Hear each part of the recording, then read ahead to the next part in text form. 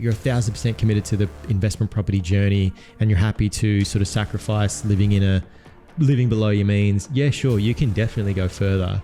But just because you go the owner occupied route doesn't mean that you can't become an investor. Track it over like the next 10 years because they might sort of invert on one another, and renting does then become way more expensive than the owner occupied route. Be honest with yourself. You don't have, I know everyone, this Instagram-ified world of like, I got a $20 million portfolio, I got 150 properties, I got 200 properties, I got $60 million, blah, blah, blah. No, you don't need that. Not everyone needs that. This is a question that we get asked a lot. Should we buy an owner-occupied property first, or should we rentvest and build our investment property portfolio? We're going to go through what we would do, knowing what we know now as investors and also buyer's agents that have seen dozens of people do different options and get very different outcomes. We're going to go through all that and more in today's episode. Plus, we'll give you a framework on what you can use at home to work out if rentvesting is the right choice for you. That and more in today's episode. Welcome back to the Smash Property Podcast. I'm Nick V. With me today is my co-pilot, Akira. Welcome to the show. How are you doing? The show.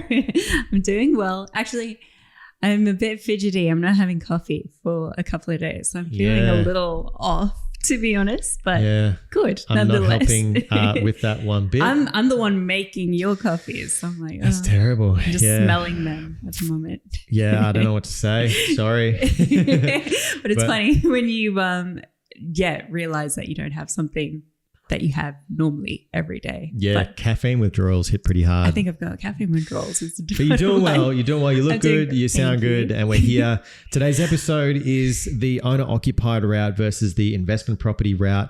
One that you and I have debated a lot over the years. We've done a lot of whiteboard sessions on which option is best. We've done both at different points in time through the journey. So we'll obviously share that with the viewers as well. But how we're going to run this today is basically we'll do an argument for, why an owner-occupied route would be good first. Mm-hmm. Then we'll go into why an investment property route might be better as well. Yeah. Then we'll talk about like our experience with it, the emotions of it, because it's one thing to just look at numbers, but we're also people. We have thoughts and feelings. We're human. And we're human. And we'll sort of share the experiences that we've had because it's been, we've done both, like I said, and then we'll give the viewers a framework on kind of what they can use, questions they can ask themselves to work out if either option is good for them. Yeah, absolutely. I think that's going to be exciting because what I have found in the recent conversations is sometimes it makes sense and sometimes it actually doesn't make sense. That's right. So it's like you can't give a generic, you have to do rentvesting. It doesn't work like that anymore. Absolutely. To your point, there's no right or wrong answer. It depends. Like with everything in property, I've seen a lot of stuff, outside of this topic on socials at the moment, property investors and buyers agents saying, pushing certain things. And the thing is, there's no right or wrong a lot of the time. It really just depends. There's 1,000 different ways to do it. There is. And it's, and that's what we do here. We allow, people to see both sides of the spectrum. We're not pushing one agenda or another. And honestly, I think the answer that people will get from me might surprise you as the viewer. But let's sort of build the case for, if you were going to go and buy your owner occupied property first and why that might be something that you'd want to consider. Mm-hmm. And the first thing that sort of comes to mind for me is obviously the first home buyer benefits that you can potentially get, the grants, exactly. Mm-hmm. But that doesn't always work. But let's just stick with the pros for owner occ first. For me, it's free money. The benefits, right? Why would you not if you could? I guess if it's on the table and it makes sense, like it obviously is an option that's out there to get young investors into their owner occs. But I think then it comes down to where. But again, let's stick to the pros. We'll stick to the pros. And obviously, again, just with the first home buyer thing, it sort of pushes you into a certain section of the market depending on what state you're in, etc. So you might not be able to make full advantage of it, but maybe you can. And there's a limited amount, I believe, in the budget, and it differs with each state as exactly well. Right. Exactly. And then we've sort of got the CGT thing, which I think is kind of overlooked sometimes in that you, at the moment, don't pay capital gains tax when you sell an owner occupied property, and that can be reasonably significant in terms of profit that you're going to keep as the owner occupied. So that's probably a long-term thing to really think about, because obviously you're not really going to ideally sell reasonably soon anyway. Exactly. And I think this is where coming down to like, what does 10 years from now look like for you? Asking yourself the necessary questions so you can formulate the best decision today. Because often if you are actually intending to live in that house for a long period of time, maybe you're a young family with little kids, school's part of the equation, then absolutely kind of makes sense to bite the bullet and just be out of pocket for a period of time and hold the mortgage, obviously with the interest rates and what they are today. Yeah. But I think, to your point, it depends. It does depend. And I hate that. And it's so vague. It is. And it's hard to, we're given the pros why you might want this owner occupied thing, right? Like outside of, tax and discounts and all this sort of things, to your point further to that, it's just like you have the stability, which was the big thing for me when I bought my first property, which was an owner occupied property. Which right? Actually you're the best person to it was the, okay, now I've got my own place. I don't have to worry about, property managers or landlords or rents increasing. Like this is it. The only thing is just, rates are going to fluctuate. Cool, fine, whatever. But this is mine. I own this. And, outside of numbers and all those sort of things, that's a big thing. It was a big thing for me. And I know it's a big thing for a lot of people. Just having it your own and being able to call it your own thing is massive. And to your point, the stability of like, maybe you have a family, you want to put down roots in the area, they're going to a certain school, you're going to be there for a while, then it might make sense. It's maybe your goal is you are a young family. Maybe it's not that you're in your 50s, 60s and you have the time to build a portfolio in the background. You don't need to be fast tracking it in a short period of time. And some people don't have the desire to have like 50 properties. Some people just need a couple for them to actually retire on and reap the benefits and the rewards of, creating wealth for themselves, so they're not solely reliant on super. Yeah. So that in those cases, the little bit of enjoyment that you can appreciate having your own garden, putting nails on the wall and not stressing, those little plants things. in your own trees and doing all the stuff that we did. It is good. So like, we'll talk about the numbers because the numbers are obviously important. We'll get to in a second that, when the numbers do make sense for either option, we'll get to that. But the stability thing is probably for me personally the biggest thing and the biggest reason why I went owner occupied route first. And you were quite young though. I think it was at the stage in your life where you had a full-time job as well. Kind of made sense obviously to get into the Sydney market in your situation as well. Yeah, I'll tell you the only reason why I bought a house, right? is so I could have a garage. That was the only reason. Because look, I was renting for years and years and years, apartments, 6 months here, 12 months there, 2 years there, whatever. And that's all fine and good. But I don't know, apartment living is not for me. I don't know. I'm a bit weird. I like to just have my own space. I like to just be in my own zone. And I just really wanted a garage to just park my car in it. That was the main thing. Yeah. And just have a garden. I could kind of, not there was much of it where we lived, but just have a little strut around my garden. That's kind of it, man. I didn't really have any other, criteria. It's not like, I wanted a house. It was just. But in context, you moved out of home quite early and you rented for a long period of time before you got the owner occ. So you knew both worlds in essence. And you were at a stage in your life where you were ready for the stability. And going back to that time, right? I wanted to invest. I was like, okay, let me get the owner occupied thing first. And then I'll go and invest. Yep. Okay. So it was a conscious decision. Yeah, 100%. And I bought in. I lived in Sydney. Bought in an area. I basically just bought where I could afford a garage. That wasn't in a unit or anything like that. Yeah. So it was basically where I lived in Sydney in the northwest or Central Coast. That was kind of the two options at the time. And Sydney, northwest kind of won. because it was just more convenient to get to work. Exactly. We'll get into the numbers, but I remember when I looked at it with you and we're like, I was at the phase in my life when we first met where I was rentvesting. So I moved out of my family home, came to Sydney, and I was just at a stage where I just wanted to explore different places. Sorry to digress, but yeah, the numbers do differ dramatically depending on what your strategy is for property, but it worked out for you, to be quite frank. Yeah. And like I was still able to build a portfolio on the back of that. So I know a lot of people push, you've got to do rent vesting if you want to build a portfolio. And yeah, sure. If you are like, 100%, not 100, you're 1,000% committed to the investment property journey and you're happy to sort of sacrifice living below your means. Yeah, sure. You can definitely go further. But just because you go the owner occupied route doesn't mean that you can't become an investor, because we've been able to do that. I think that's an important point to bring up, because everyone's like, oh no, you're an idiot if you buy an owner occ first. Like there's a lot of like rhetoric out there that exactly right.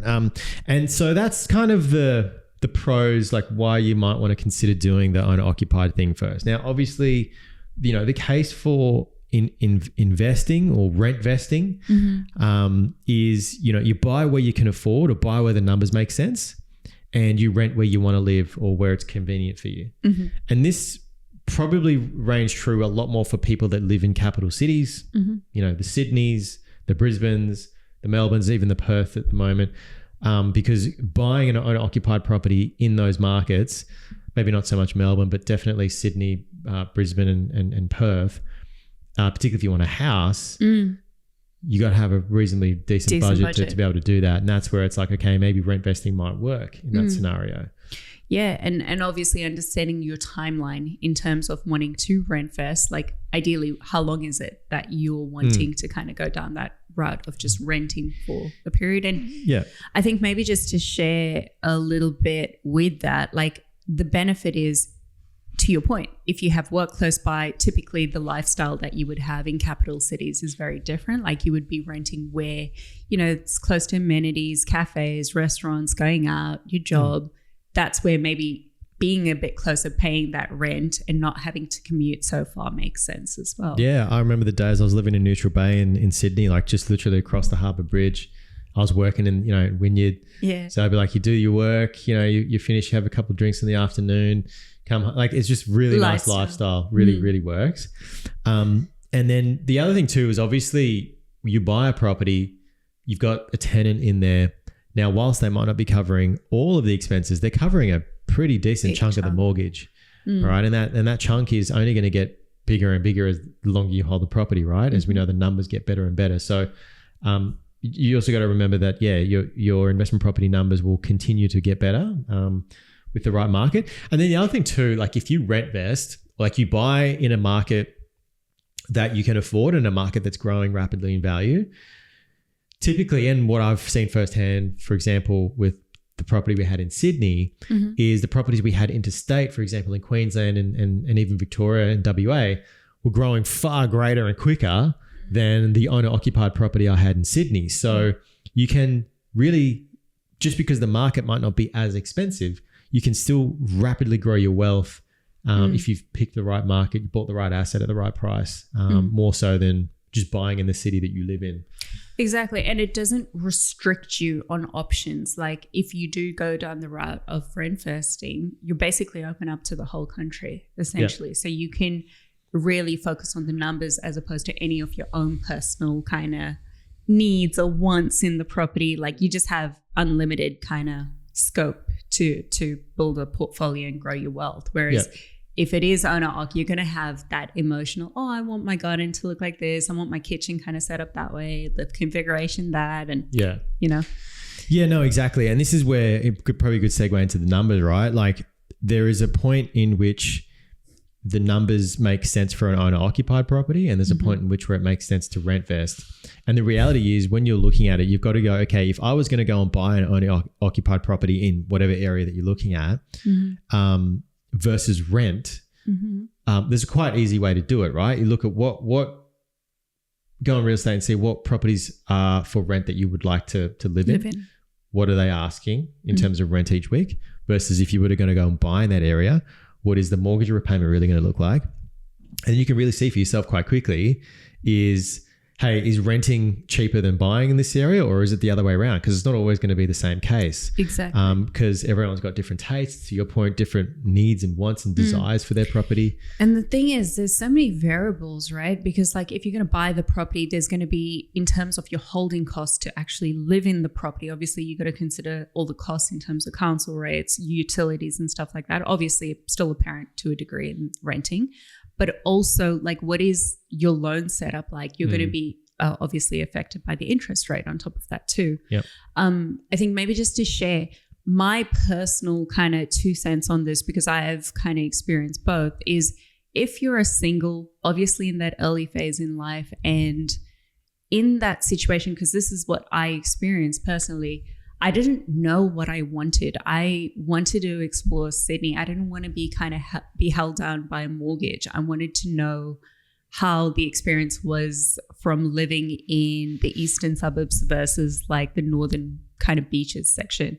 So this is where, if you're in that period of life where you just want to have new experiences, that's when rentvesting really kind of shines.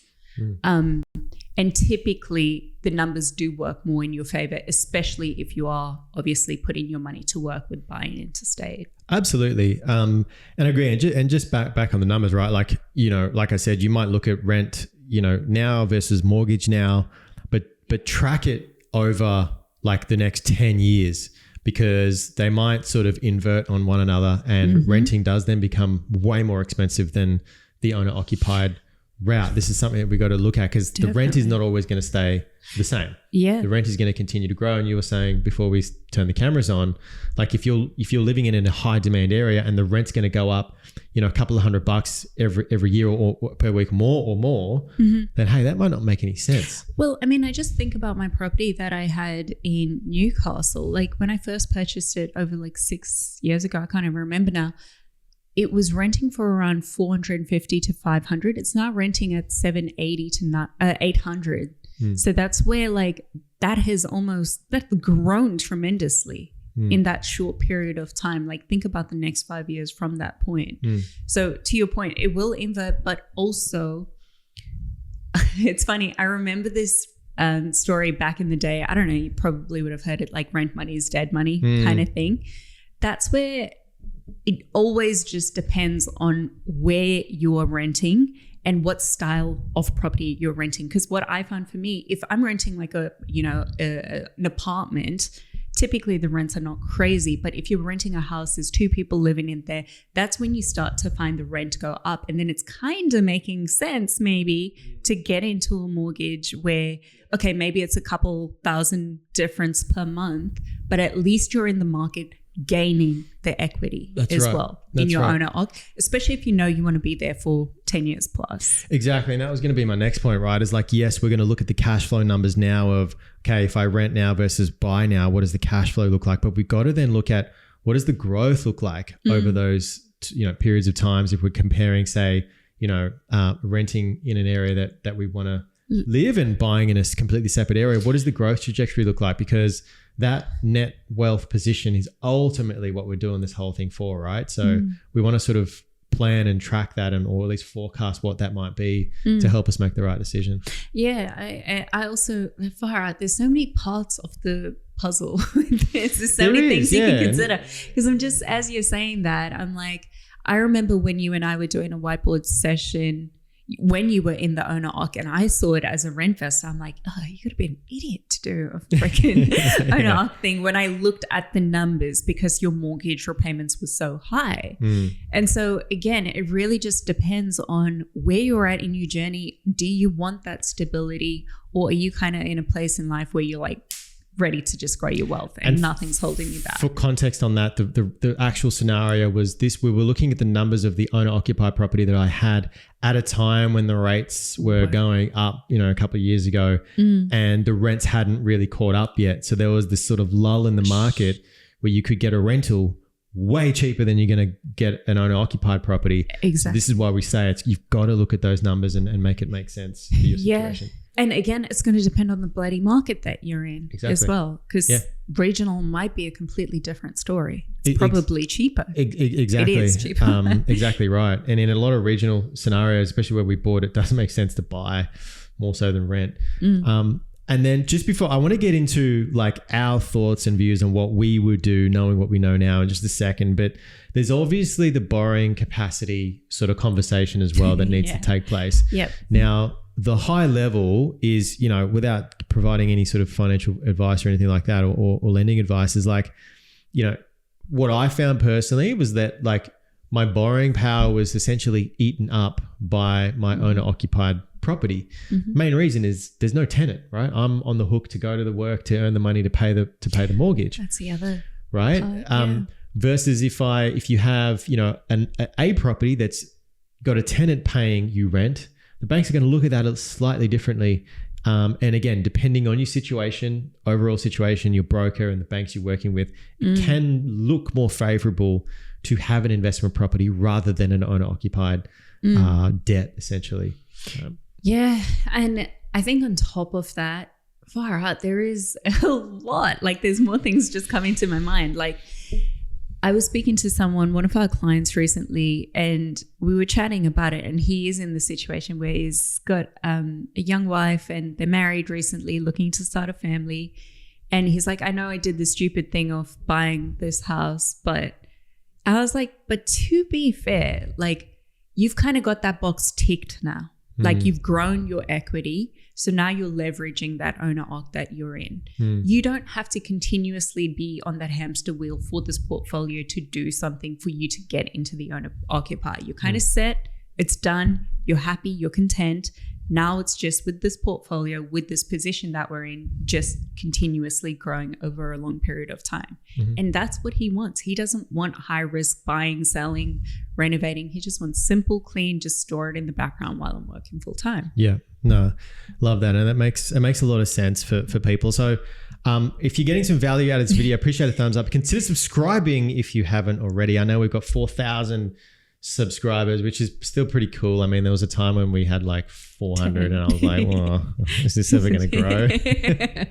I know. I was like talking I was to like the doing camera. videos, like no one was watching. Now we get like a few thousand people watching. But so we have done the owner occupied thing. We've also done the rent vesting thing, and now we're back to owner occupied. Share what. So look, what would you do? And I feel like your answer would depend on the stage of life that you're at, I assume. Yeah. So just tell us, like, what would Akira do? What kind of you doing? Well, I just told you what we're doing. Would you do it any other way? No. Okay. So maybe just to share our thing in more depth or detail. Like for me, I've done renting. I've lived in apartments. I've enjoyed the benefits of like moving around, seeing different parts of Sydney. I hated going in the freaking elevator and there's like 10 other people in there. Sometimes it used to just drive me nuts. Having to go downstairs to the bins and stuff like that. Those things used to drive me absolutely nuts. But the freedom was there to just like pick up and choose, end your lease if you wanted, when you wanted to move somewhere else. That was Drop cool. your keys down the elevator when you move out. God, that was the worst day of my life. I was like, oh, moving is going so well. Next minute, keys are down the stairs. Akira and keys and doors just don't mix. Just locked out a couple of times off that apartment. I was young. That's fine. It was like 2 years ago. No, it wasn't. I swear it was. No. No? No. I'm pretty sure that was it was. a good 6 years ago. 5 years ago. No, it wasn't. Anyway, back on track. No. So I guess to answer your question, again, like what I was finding once we moved to the sunny coast was we were paying for a rent in a house where it was okay. It was average. But what I was experiencing was I love the sunny coast. I want to live here for like ever. So it didn't make sense to just continue doing that and not start looking at what was the long term for us, because I was well aware that the rent in this market was going up and up and up each year, basically. Yeah, no, that makes sense. And so from my perspective, like I have done the renting thing, I've done the owner occupied thing, I've gone back to the renting thing, and my dog's doing a big old stretch here. I've kind of chopped and changed a lot over the years. And I think for me, the answer really comes down to where you're at in life. Like I can only talk from my perspective, like young guy, you know, building your career, you know, increasing your income. Like it makes sense for me to rent vest first. But at this stage of life where I'm at right now, like a little bit older, a little bit more settled and established, like I love the owner occupied thing, and I wouldn't have it any other way right now. And that's literally the reason why we, you know, bought the place that we're in now.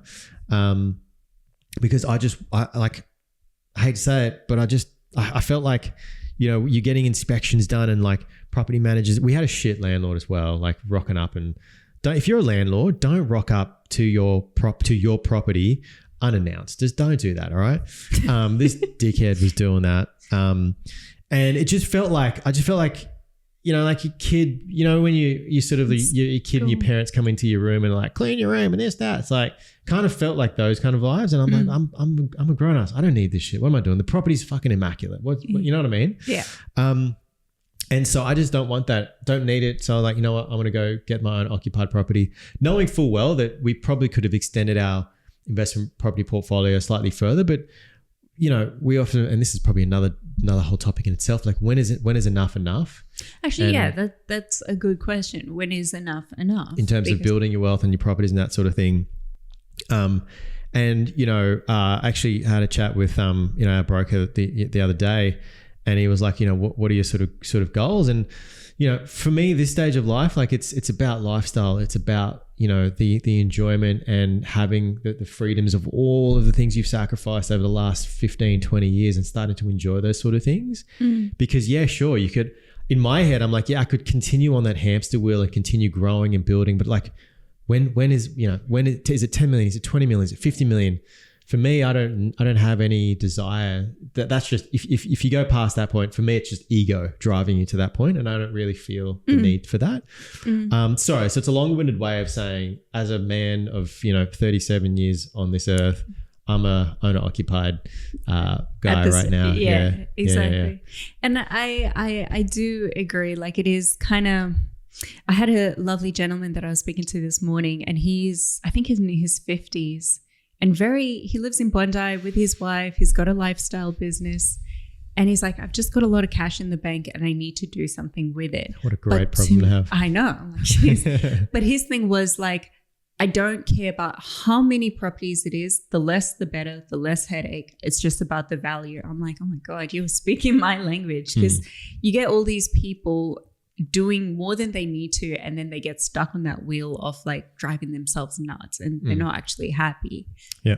So it's just making sure you know what the actual purpose is for everything that you're doing. Yeah, you got to have a reason, and a lot of the times, as I always say, the numbers need to justify the large majority of the decision making with the reason, but also, as robotic as I can be, the emotional does have a big a big sort of part to play in that. So here's the framework. If you want to make this decision yourself, because I never like to tell people this is the way you should do it or that's the way you should do it, because it really just depends, right? So I'm very conscious in the content we put out not to sort of be like, that's the only way, because I know there's a lot of people that sort of say those sort of things. So the first question is stability, right? You got to ask yourself, will you genuinely stay in the city or area that you want to live in for the next sort of 5+ years?